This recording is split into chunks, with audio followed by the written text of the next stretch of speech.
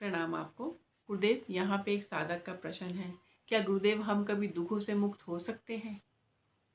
आप कुछ बताएं इसके ऊपर। प्रणाम आपको और प्रणाम आप सभी को। क्या हम दुखों से कभी मुक्त हो सकते हैं? बिल्कुल नहीं हो सकते, क्योंकि हम दुखों से मुक्त होने का काम ही नहीं कर रहे, तो हो कहां से जाएंगे। हम दुखों से बिल्कुल मुक्त नहीं हो सकते। क्यों? गरीब है तो अमीर हो जाएंगे, दुखों से मुक्त हो जाएंगे? बिल्कुल, अमीर लोग भी तुम्हें लगता है आनंद में जीवन जी रहे हैं, वो भी बेचारे दुखी हैं। जिसको ये समझ नहीं आई कि पृथ्वी पर तुम कुछ भी कर लो, तुम दुखों से मुक्त हो नहीं सकते। एक मंदिर में जाके राजा भी भीख मांग रहा है कुछ होने की, और भिखारी भी भीख मांग रहा है कुछ होने की। है तो दोनों भिखारी, और भिखारी का मतलब ये दुख।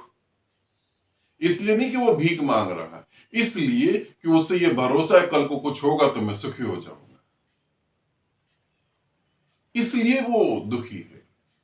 इस संसार में गुरु को छोड़ के, गुरु को छोड़ के इस संसार में ऐसी कोई चीज नहीं है जो तुम्हें तृप्त करके रख दे। ध्यान रखना, इस संसार में जीवित गुरु को छोड़कर ऐसी कोई चीज नहीं है जो तुम्हें तृप्त कर दे।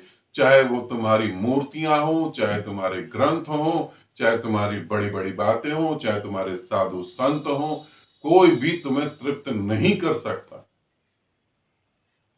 जब तक कोई तृप्त व्यक्ति ना तुमको मिल जाए। और तृप्त व्यक्ति की क्या पहचान है? वो तुमसे कुछ मांगेगा नहीं, ना वो तुमसे इज्जत मांगेगा, ना वो तुमसे पैसा मांगेगा, ना वो तुम्हारे को कहेगा तुम पांव छुओ, वो कहेगा मैं मस्ती में, मुझे मेरी मस्ती में रहने दो। और ना ही वो तुम्हें कहेगा कि इसको फॉलो करो, उसको फॉलो करो, उसको फॉलो करो, एकादशी का व्रत रखो। वो ऐसी दो कौड़ी की बातें बिल्कुल नहीं करेगा। वो कहेगा परमात्मा हो जाओ। वो नहीं कहेगा श्री यंत्र खरीद लो, शिवलिंग खरीद लो, बिल्कुल नहीं।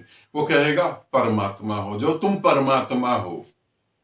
जो खुद परमात्मा हो गया वही कह सकता है तुम परमात्मा हो।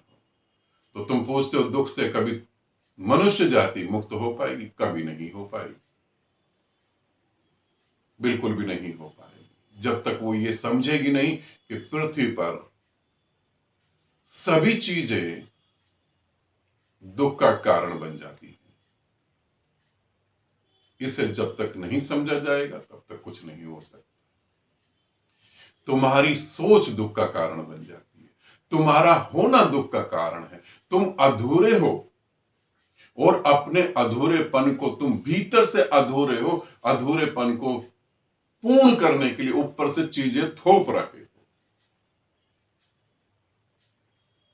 कैसे तुम पूरे हो जाओगे? अधूरापन तो अंदर है। एक आदमी का मन चोरी करने का, एक आदमी का मन चोर है। वो कितने ही ग्रंथ पढ़ के बोलने लगे, मगर करेगा तो चोरी। और ग्रंथ पढ़कर बोलेगा तो भी तो ये कहेगा कि मैं बोल रहा हूं, ग्रंथों की भी तो चोरी कर रहा है। इन बातों को समझो, शायद थोड़ी सी आंख खुले, तब प्रश्न पूछने की जगह इस पे काम कर पाओगे।